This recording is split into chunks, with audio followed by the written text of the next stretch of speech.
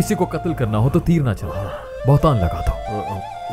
तीर का निशाना तो चूक सकता है, लेकिन जबान का नहीं। बच्चे, तुम जरा दरगाह हो आओ, वहां कासिम अफंदी से पूछना कोई खबर आई यूनुस अफंदी की। काजी आजम और मूवी साहब से वाकफियत हो गई है मेरी। हस्बे कदर मोहब्बत का मामला फरमाते हैं वो। तुम्हारे मामले से मुताल्लिक मैंने उन्हें खत लिखा था। तुम्हें पहले इसलिए नहीं बताया था कि नतीजा मुस्बत निकले तो फिर बताऊं। मंजूरी दे दी है उन्होंने।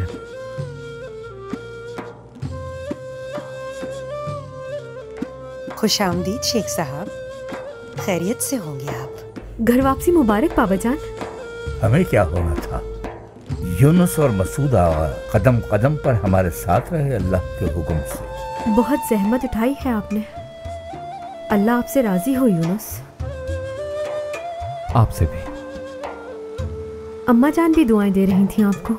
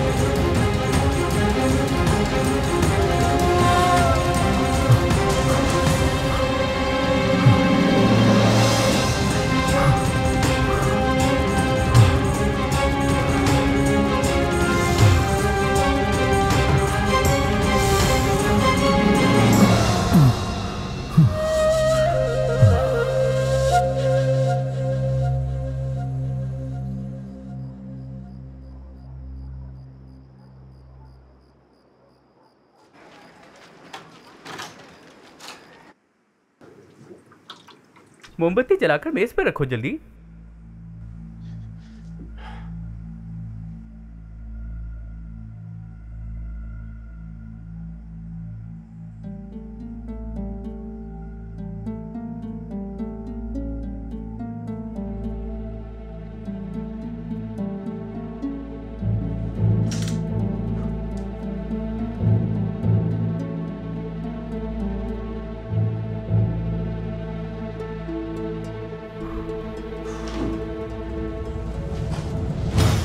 अच्छा हुआ आप आ गए शेख अफंदी।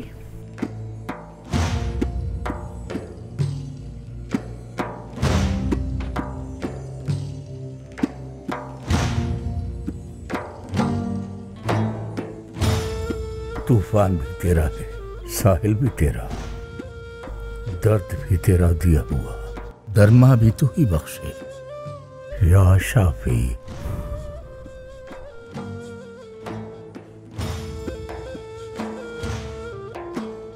शिफा भी तेरी तरफ से है यार। आखिर इनके साथ हुआ क्या था? हम जवान जी गांव की मस्जिद का मेंबर बनकर लौट रहे थे। शाम से पहले हमने काम खत्म किया, अपना सामान समेटा, मगरिब की नमाज वहीं गांव की मस्जिद में पढ़ी और इशा दरगाह में पढ़ने की नीयत से चल दिए। चौदहवीं का चांद हमारी राह रोशन किए हुए था। 2-4 घड़ी यहां रुक जाए क्या? ज्यूजली नदी से सगोस की तरफ रवाना थे कि अचानक एक घोड़ा नजर आया हमें, जिसका मालिक पास नहीं था। शौकी उस्ताद, आ जाए, जल्दी आ जाए। रात को जंगल में घोड़ा तना खड़ा था। घोड़ा जंगली भी नहीं लगता था। मालिक के बगैर घोड़ा एक परेशान कुन बात थी हमारे लिए। हम घोड़े के पास पहुंचे।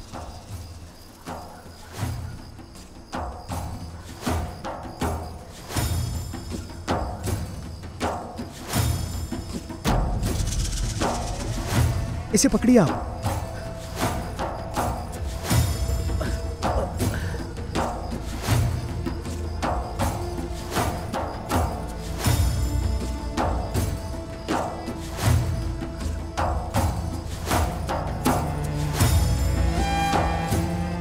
यूनुस है ये तो।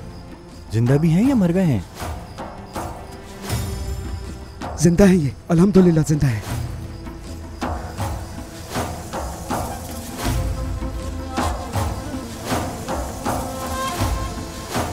लगता है सांप ने डसा है।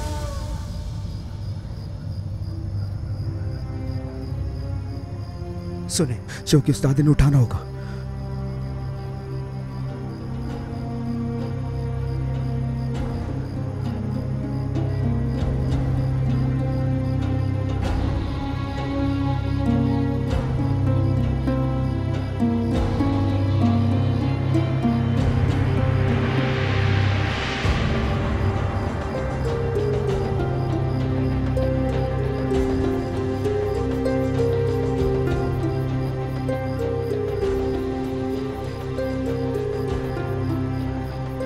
खुदा जाने उन्हें सांप ने डसाया, कोई और मामला हुआ उनके साथ। इतनी देर में बता रहे हो?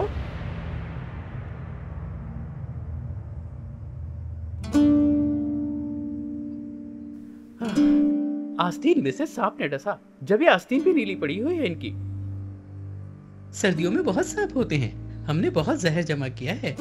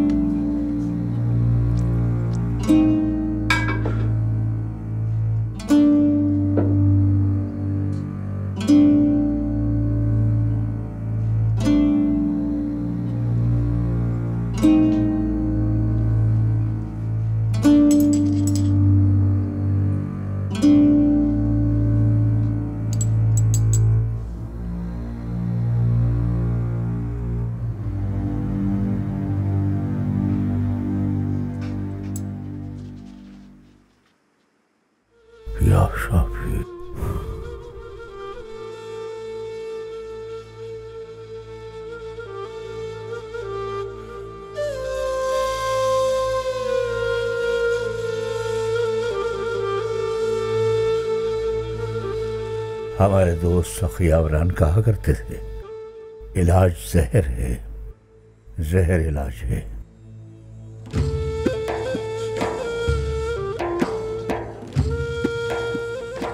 इलाज को जहर करने वाला, जहर को इलाज करने वाला तू ही है या रब। हम तो खुद कई बार अखी आवारान के साथ घूमे फिरे हैं। सर्दियों की तवील नींद सोए हुए सांप पकड़े हैं हमने मिलकर। हाँ, इनके जाहिर पर ना जाइए, हकीम है पूरे, हमारी रहनुमाई की है कई बार।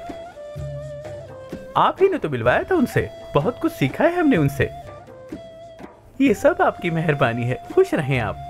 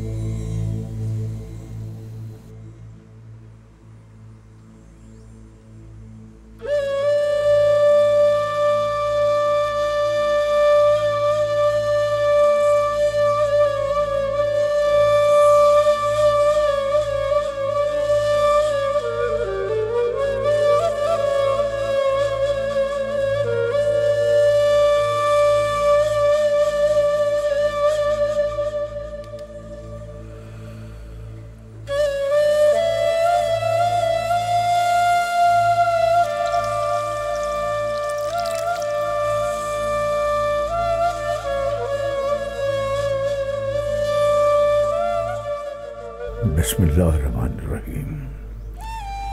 या शाफी।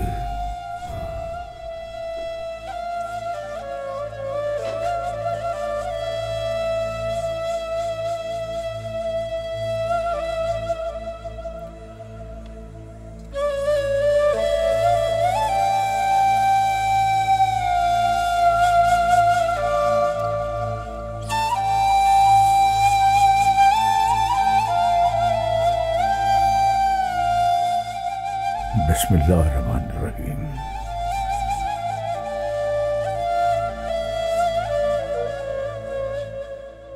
या शाफी।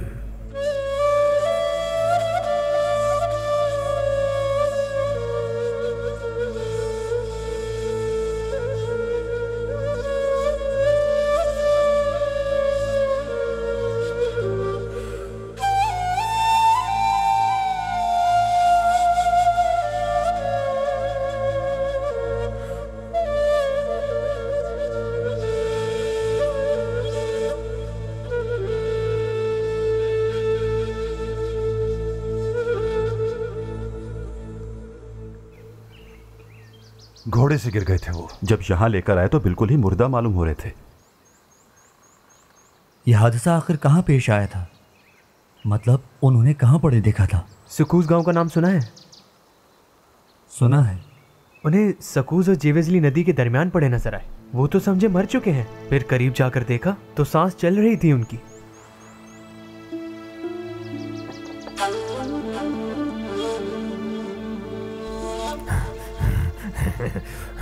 काम ना हो पूरा, मरना भी अधूरा। काम ना हो पूरा, मरना भी अधूरा। काम ना हो पूरा, मरना भी अधूरा। काम ना हो पूरा, मरना भी अधूरा।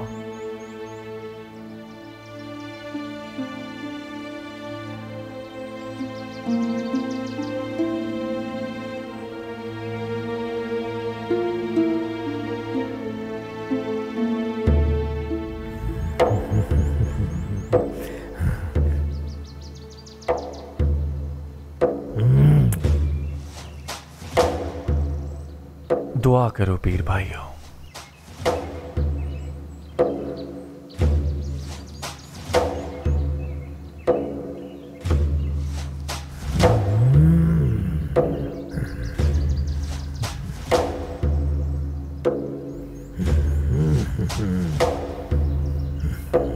हम किस परेशानी में मुब्तला हैं और ये किन चक्करों में पड़ा हुआ है। तौबा या रब्बुल आलमीन।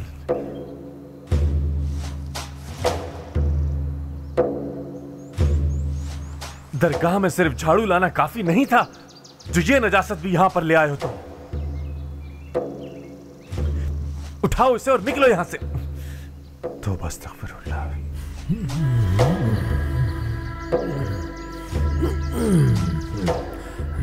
अस्तगफिरुल्लाह।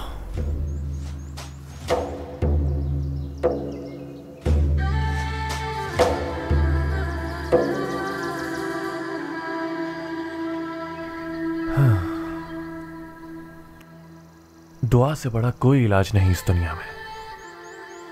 आप सबकी दुआ चाहिए।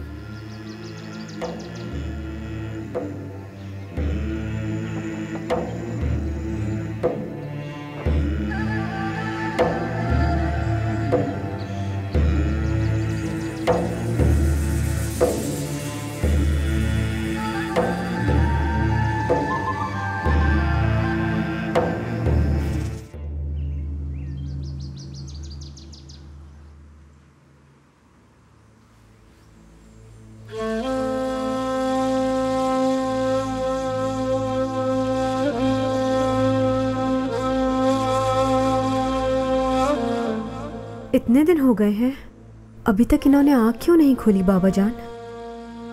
इश्क की राह पर चलते हुए जब कोई तालिब अपने मतलूब हकीकी तक पहुंचना चाहता है तो मुश्किलात से इम्तिहान लिया जाता है उसका। इसके लिए हम कहते हैं हर लम्हा अल्लाह के नामों का विर्द करो, मगर उसके नामों में एक नाम जुल जलाले वल इकराम भी है। ये इसलिए है कि जो उसका जमाल देख ले वो उसके उलूही हुस्न में मस्त हो जाता है, मगर वो पहले कहर, जुल्म और जलाल दिखाता है। जुल जलाल वल इकराम यानी पहले जलाल और फिर इकराम। पहले कहर, जुल्म, इम्तिहान आते हैं, उसके बाद लुत्फ, फिर एहसान और फिर इकराम। क्या सबब है इसका कि वो पहले जलाल और फिर इकराम जाहिर करता है?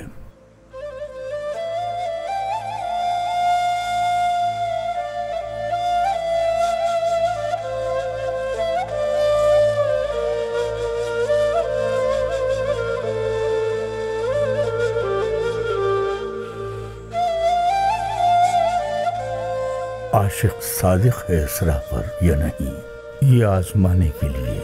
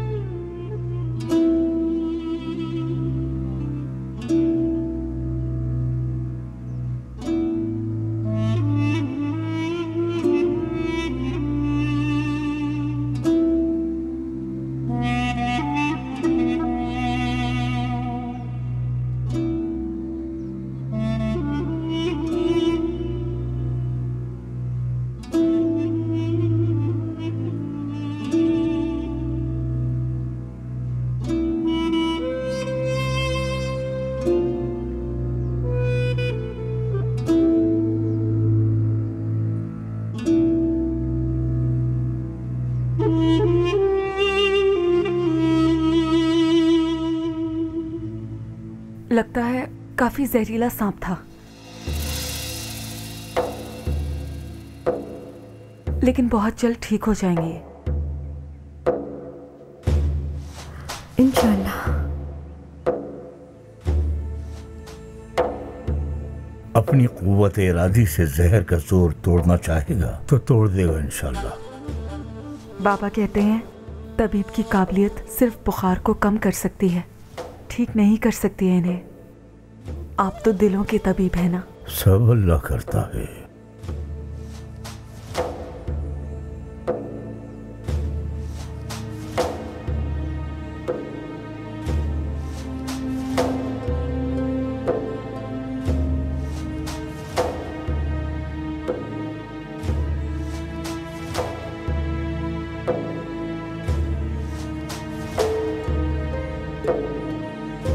एक हफ्ता हो गया लेकिन बुखार का जोर नहीं टूट रहा है।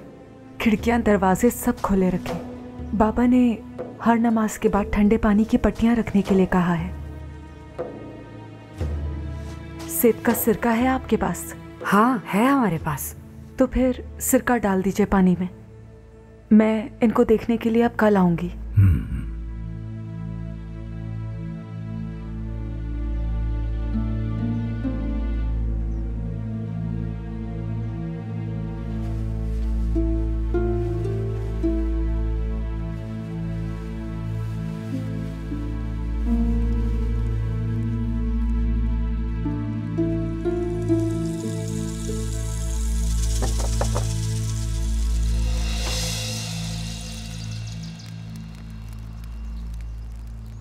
चलती हूँ, अब इजाजत दीजिए।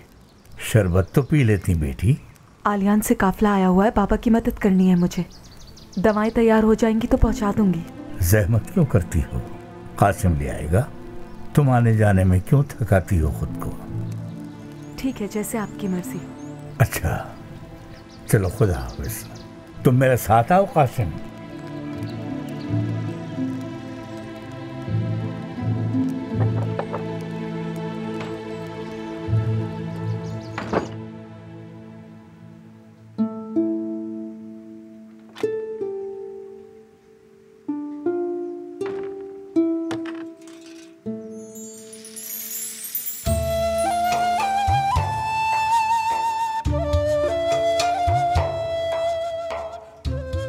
कौन जाने किन सोचों में होगा बेचारा। इस हालत में कुछ सोच सकता है कोई? हवास काम कर रहे हैं इनके? महसूस कर सकते हैं कि क्या ख्वाब है और क्या हकीकत? जिस्म जख्मी हुआ है, दिमाग तो नहीं।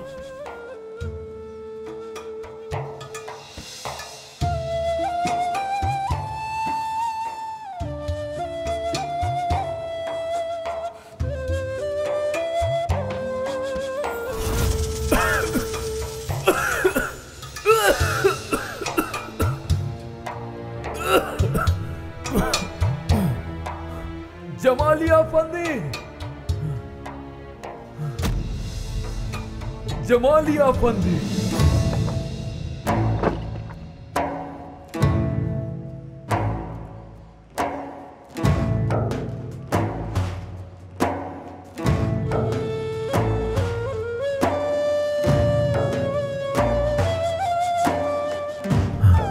मसूदा फंदी।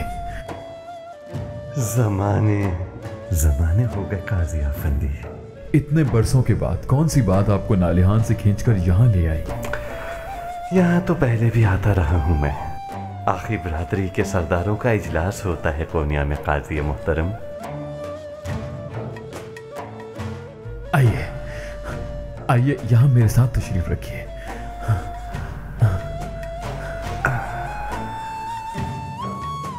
कोनिया में आपकी मौजूदगी का इल्म हो गया था। काजी आजम के मनसब पर फायज होने की नालिहान तक खबर है। निहायत खुशी है मुझे आपके आने की।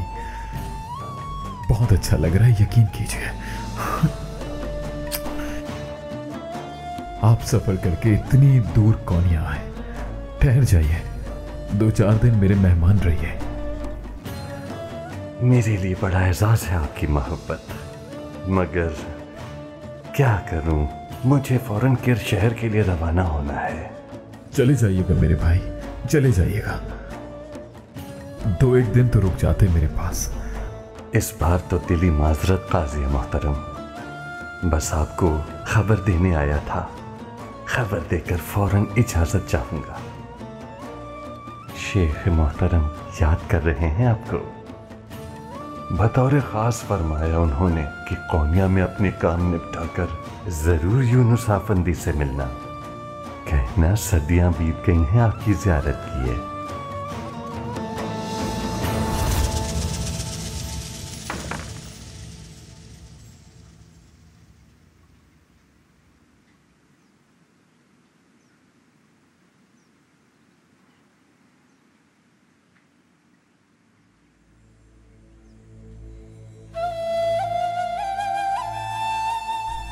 देखो मुस्कुरा रहे हैं यूनुस।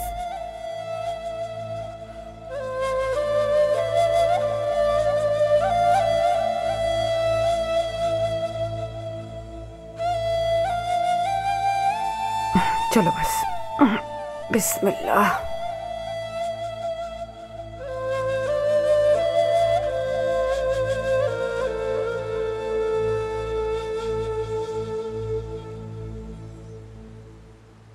ला इलाहा इल्लल्लाह, ला इलाहा इल्लल्लाह, ला इलाहा इल्लल्लाह, ला इलाहा इल्लल्लाह, ला इलाहा इल्लल्लाह, ला इलाहा इल्लल्लाह, ला इलाहा इल्लल्लाह, ला इलाहा इल्लल्लाह, ला इलाहा इल्लल्लाह, ला इलाहा इल्लल्लाह, ला इलाहा इल्लल्लाह, ला इलाहा इल्लल्लाह।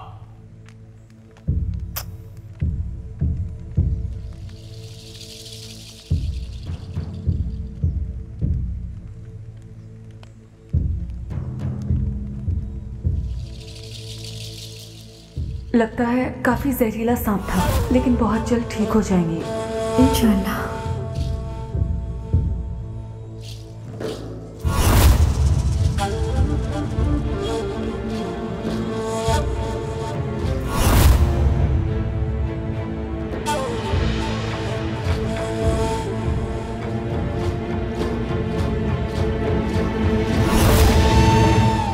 अस्तगफिरुल्लाह, अस्तगफिरुल्लाह। इजाजत चाहता हूं अंदर आने की। आ जाओ दरवेश जागरे। अस्सलाम वालेकुम कासिम आगा। वालेकुम अस्सलाम। तबीब मिकाल से दवाएं लेकर आ गया हूं। हाँ। जाके शेख मोहतरम को दे दूं? शेख मोहतरम जनान खाने में है, मैं खुद लेकर चला जाता हूं।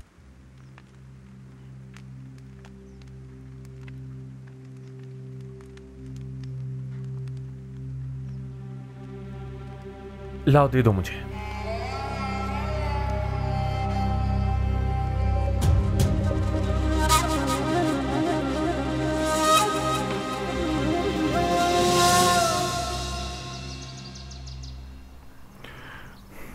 गुज़िश्ता जुमे की बात है। नहीं अली भाई नहीं, उससे भी पहले। महीना होने को आ रहा है। हम लेकर आए थे उन्हें, हमसे पूछिए। भाई अली तैगु सही कह रहे हैं, दूसरा जुम्मा गुजरा है अभी। जितने दिन भी हुए हो, ये बेहोशी ठीक नहीं है उनके लिए। तबीब मिकाल तो उनको मुर्दा समझ रहे थे, लेकिन शुक्र है कि उनके जख्म अब ठीक होने लगे हैं।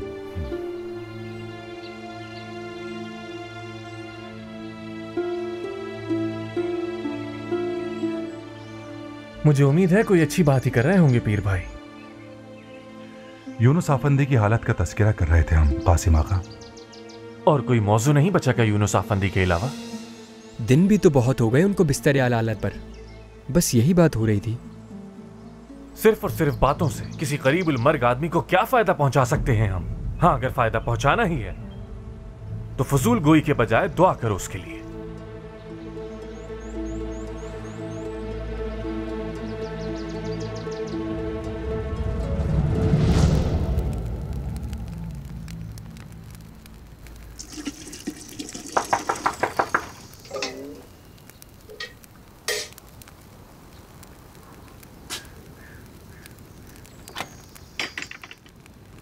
अस्सलाम वालेकुम खानम सुल्तान। वालेकुम अस्सलाम कासिम अफंदी। दवाएं ले आए आप? जी मैं ले आया हूँ खानम सुल्तान। बहुत अच्छा किया आपने। शेख साहब अंदर हैं। बच्चे, कासिम अफंदी दवाएं ले आए हैं, ये अंदर ले जाओ। नहीं, आप जहमत ना कीजिए, मुझे शेख मोहतरम को सलाम भी करना है।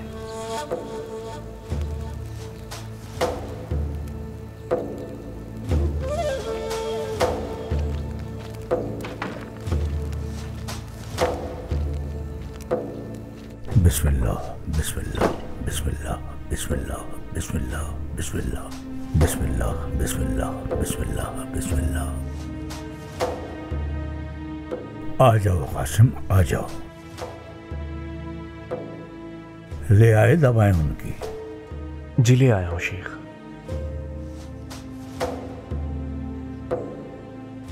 मिकाल आफंदी का क्या हाल है? मैं खुद नहीं जा सका शेख मोहतरम, दरवेश चागरे को भेजा था उनके मतलब।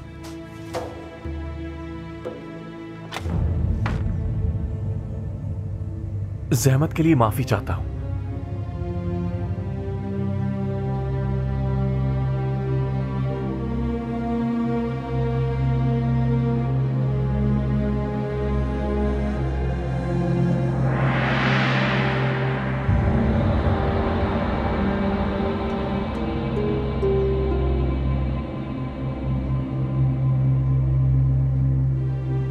मिकाल चाचा ने हर नमाज के बाद दवा लगाने को कहा था।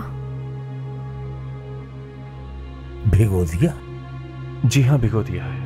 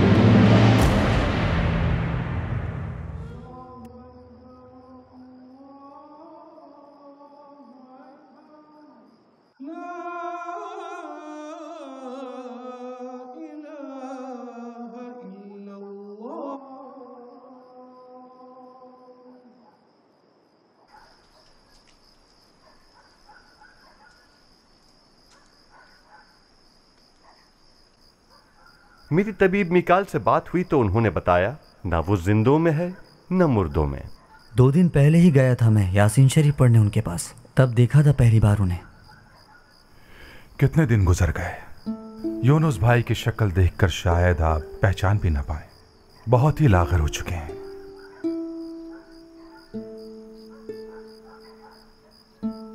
शुक्र करो कि जिंदा हैं, अल्लाह ने करम किया। सोचो क्या होता अगर वो मिंबरची को नजर ही ना आते। मुझे हमेशा फख्र रहेगा कि मैं लाया उन्हें यहाँ पर। वो एक लाश की तरह ही पड़े हुए थे। अल्लाह के हर काम में हिकमत होती है।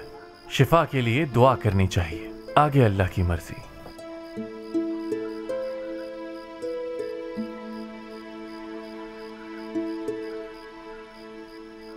क्या हाल है आयनाल पीर भाई? नमाज पढ़ी जाती है यहाँ, कितनी बार बताया है तुम्हें आयनाल? इस निजासत को यहाँ ना लाया करो। पीर भाई, इससे लेकर बाहर छोड़ाओ।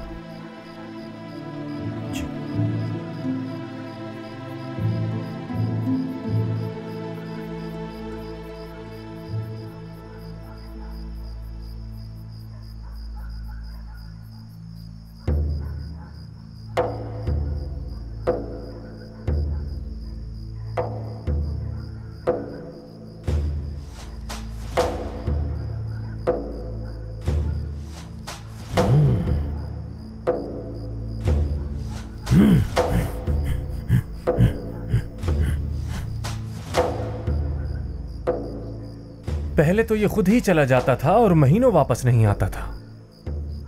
अब तो जाने का नाम ही नहीं लेता। हमें कोई मसला नहीं आयनाल से। नालेहान की पहचान है ये कहीं नहीं जाएगा। आयनाल यहीं रहेगा।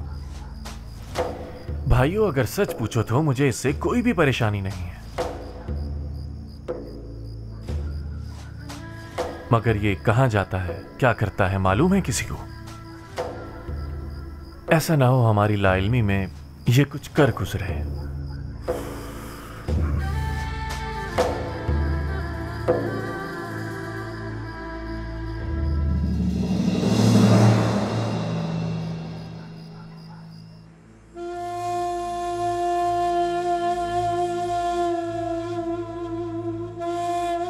रोज बरोज खिंच रही है हमारी बर्दाश्त की जंजीर अजीजों। वो फजूल गोई करता है, फुला फुला इल्जाम तराश है। वो झूठ बोलता है, वो बुलंद मर्तबे पर फाइज हो गया है। फुला जब से तिजारत करने लगा है, वक्त ही नहीं देता मिलने का। हाँ, हर शख्स का इम्तिहान लिया जाता है और एक शख्स का। लोग अपने कामकाज छोड़कर यहाँ आते हैं। तुम्हारी ये वाहियात बातें सुनने के लिए आते हैं क्या? बोलो भाइयों, बोलो। जानते हो ना क्या करना चाहिए? समझदारों के लिए जगह है, नासमझों के लिए राहगुजर। तकलीफ का एहसास नहीं करेंगे क्या हम? मुश्किल आए तो रोने पीटने बैठ जाएंगे क्या? एक शख्स की आजमाइश दूसरे के लिए कुछ और तरह की आजमाइश हो सकती है। आजमाइश होगी जरूर। अच्छा, तो अगर आजमाइश है तो इसमें सुरखरूबी होना होगा यकीनन। कुछ लोग बुलबुल के चहचहाने और कव्वे की आवाज को एक सा समझते हैं। काहे काहे में भला क्या खूबसूरती। वो तो परेशानी ही की खबर देते हैं चीख चीख कर, नई मुसीबत की इत्तला ही लाते हैं। कभी तुमने सोचा कि तुम्हारा इम्तिहान क्या है आखिर? इम्तिहान है किस चीज का नाम? मुश्किलात का। और मुश्किल किस चीज का नाम है? सवाल का। मकसद क्या है सवाल का? जवाब तलाश करना। मगर इतना काफी नहीं, दुरुस्त जवाब की तलाश है असल मकसद। किसी का इम्तिहान माल से, जायदाद से, खेत खलियान से, बाग से, किसी का दौलत से, इख्तियार से, किसी का मकाम से, मर्तबे से, किसी का दर्द से, किसी का दरमान से, और बुलबुल का कव्वे से, जो कहता है कोई भी बुलबुल की आवाज क्यों सुने।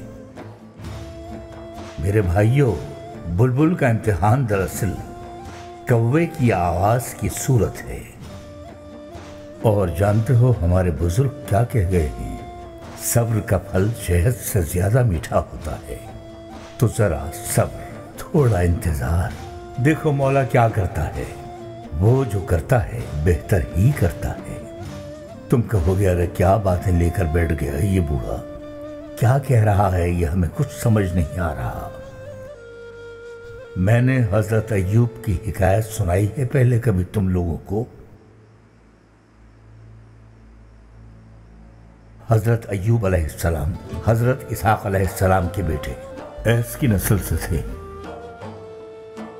हजरत ईसा अलैहिस्सलाम की आमद से कोई 1000 वर्ष पहले गुजरे हैं।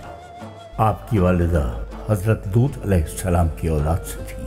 शाम के एक इलाके में आपकी शोहरत साहिब सरबत और कसीरुल औलाद होने के सबब थी।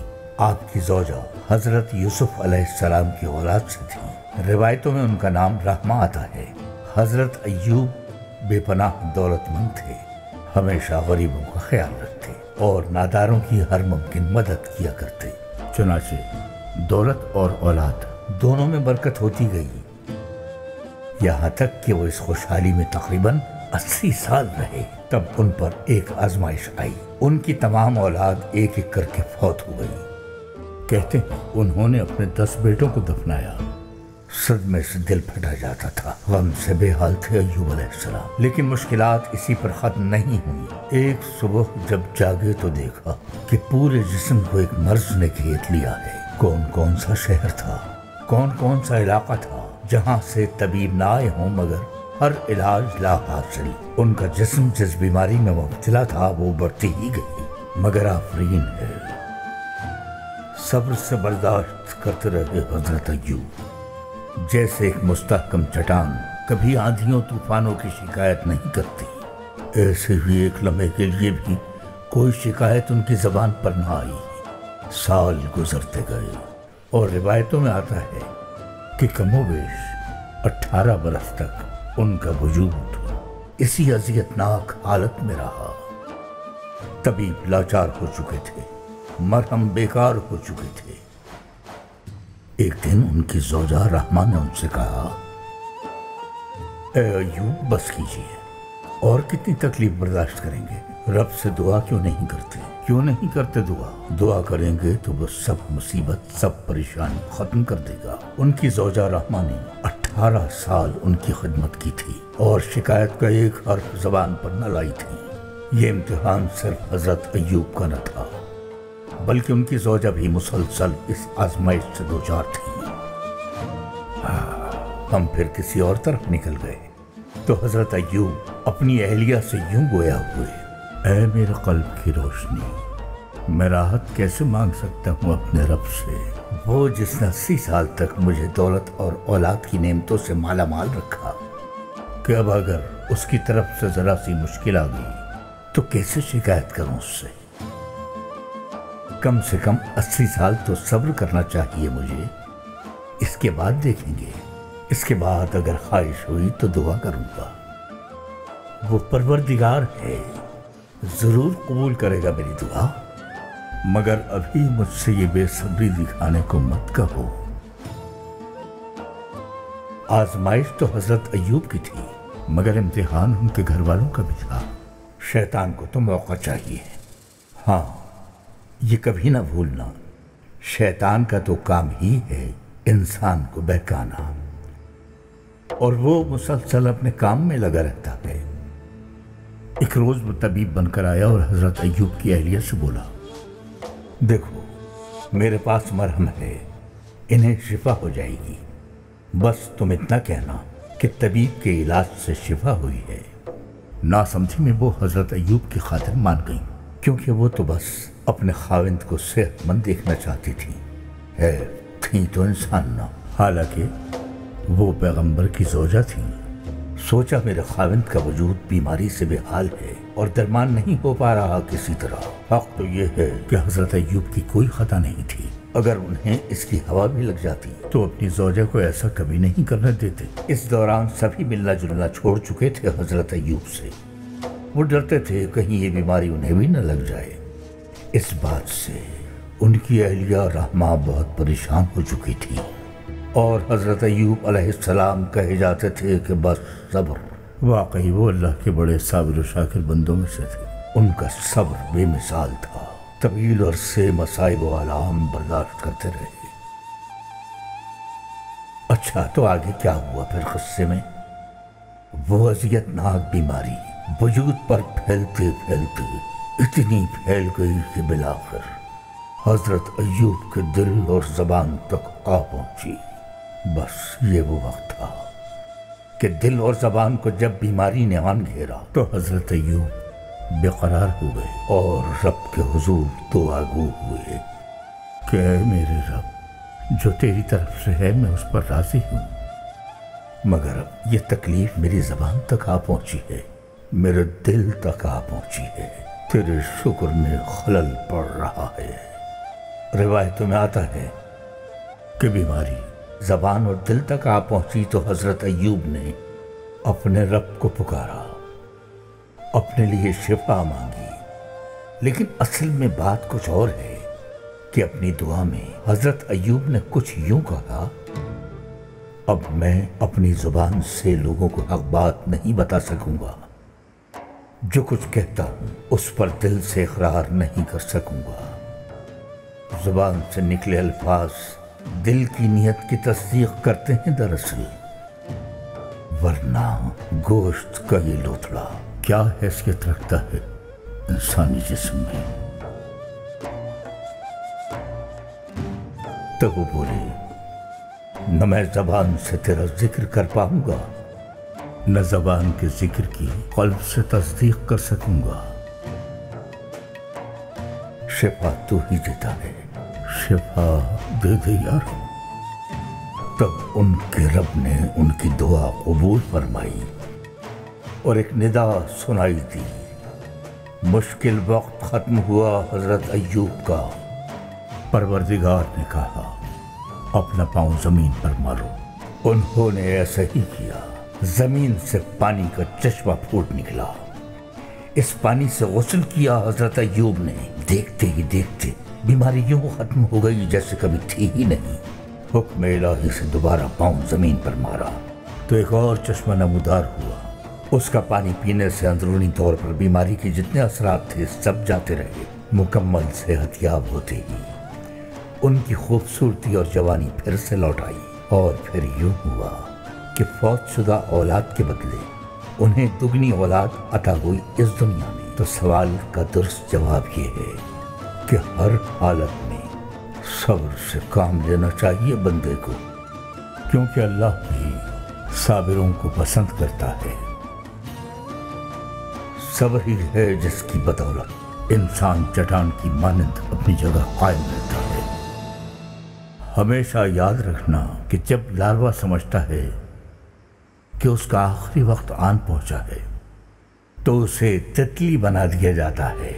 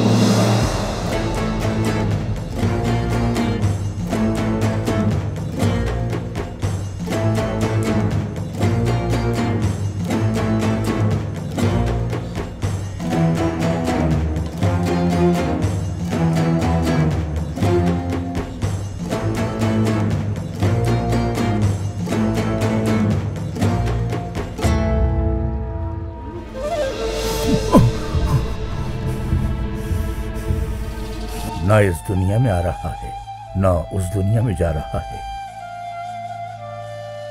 लेकिन उजलत ना करे, बस सब्र से काम ले।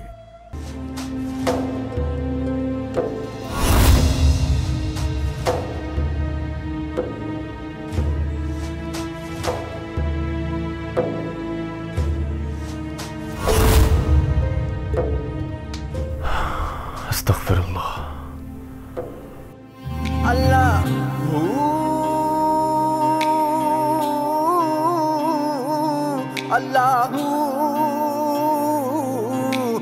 अल्लाहू अल्लाहू अल्लाह अल्लाहू अल्लाह